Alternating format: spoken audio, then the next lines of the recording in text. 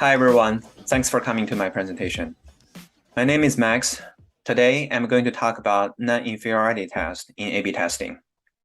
The title for today is Absence of Evidence is not evidence of absence. So this non-inferiority test is particularly useful when you need to roll out a neutral feature. A neutral feature is a feature that is expected to have no impact on the business metrics. Before diving in, let me introduce myself a little bit. I'm a statistician by training. After getting my Ph.D. in statistics, I moved to the Bay Area and worked in different tech companies. Currently, I'm at Wish. I've been working in the space of machine learning and experimentation as well.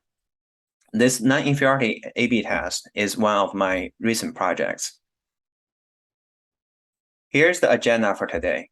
First, I'll cover when this non-inferiority test is useful, and then what non-inferiority test is, followed by how is non-inferiority test better than regular A/B test. Lastly, I'll give a conclusion. So when is non-inferiority test useful? I'm not claiming that you should stop running conventional A/B tests altogether and start doing non-inferiority test. But in some cases, the conventional A/B test could fail, and it makes sense to apply non-inferiority test. Here are some use cases. For example, a pharmaceutical company has a new generic drug that costs only 10% of the brand name drug. If the company could prove that this generic drug, the efficacy of this generic drug is non-inferior, then that would be good news for the patients. Another example is an e-commerce company is evaluating a new policy, for example, to take down misleading products.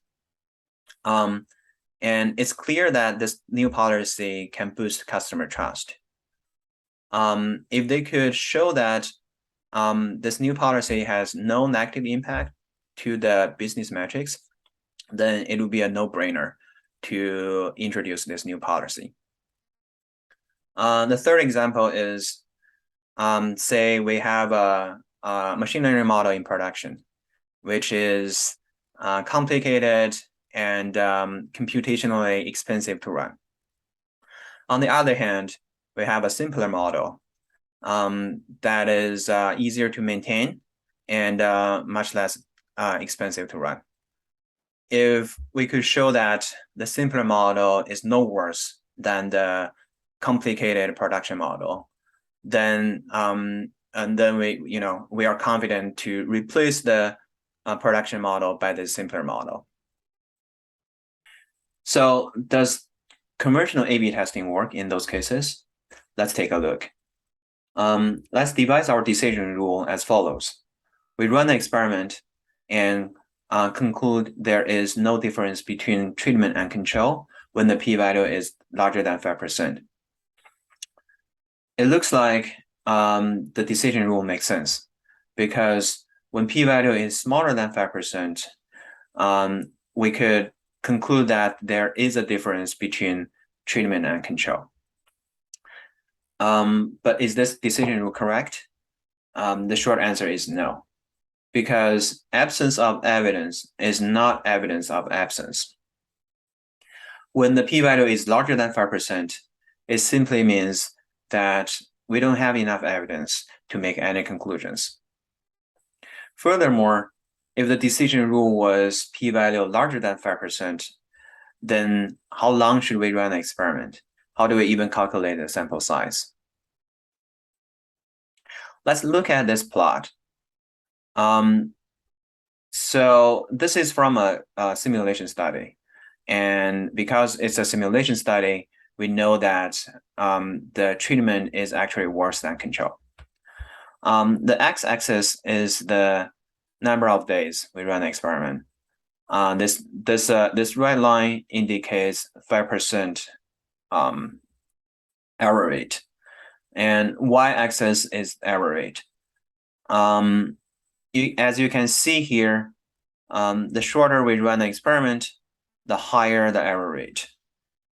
If we stop the experiment after we run it for 1 day, then the probability of making a mistake is higher than 80%, right? So the mistake means that we would say that the treatment is no worse than control, but the treatment is actually worse. So what is wrong? Let's look at it from a statistical perspective. This study is a little heavy in theory. Don't worry if you cannot follow it. It shouldn't affect your understanding of the whole presentation. So for typical A/B testing, the null hypothesis is that there is no difference between treatment and control. When we get a p-value smaller than 5%, we could reject the null hypothesis and conclude that there is a difference between treatment and control, right? We never accept a null hypothesis because when the p-value is larger than 5%, it basically means that there's not enough evidence to make any conclusions. Again, absence of evidence is not evidence of absence. Furthermore, there's a distinction between statistical significance and practical significance. So if there is a teeny tiny difference between your treatment and control, say the difference is like 0.000001%. If you run your experiment long enough, you will eventually reach the statistical significance, meaning the p-value would be smaller than 5%, and you conclude that there is a negative impact. But do you even care when the negative impact is that small? Probably not. But conventional A/B testing doesn't have a framework to take this practical significance into account. Now, hopefully I've convinced you that for some use cases, when we want to show that the treatment is no worse than control, conventional A/B testing simply doesn't work. And non-inferiority test is designed for those use cases. Conceptually, the non-inferiority test is actually pretty simple. We change the null hypothesis to be the treatment is worse than control. Now, when we have a p-value smaller than 5%, we get enough evidence to reject the null hypothesis and conclude that treatment is no worse than control by a margin delta. So this delta here indicates practically significant difference, say 2%. And in essence, this non-inferiority test is a one-sided test with a delta.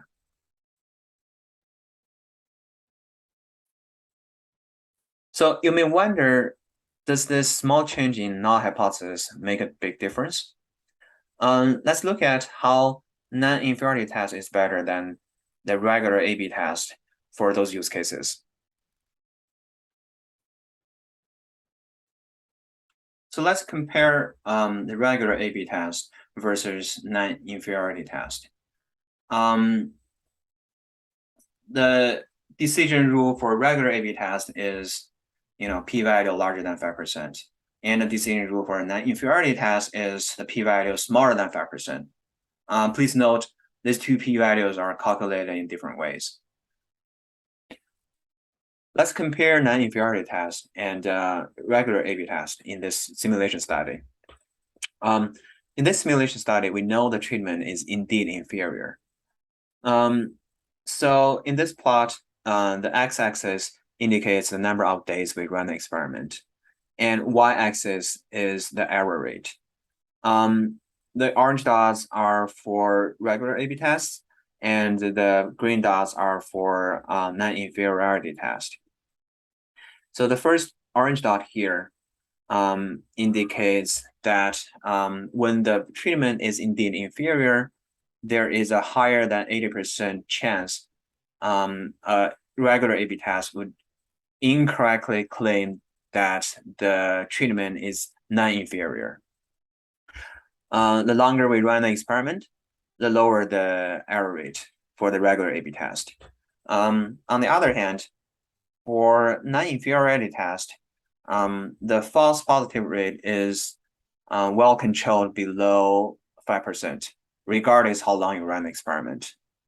Again, this is caused by that we make conclusions when p-value is larger than 5%.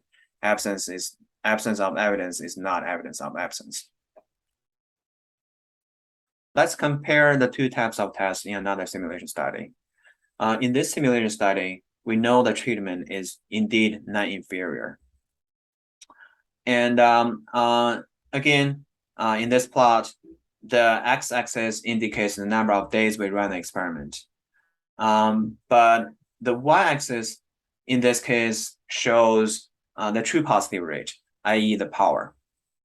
For regular A/B test, the longer we run the experiment, the lower the power. This is because when we run the regular A/B test for a really long time, it tends to get statistically significant due to a practically non-significant difference.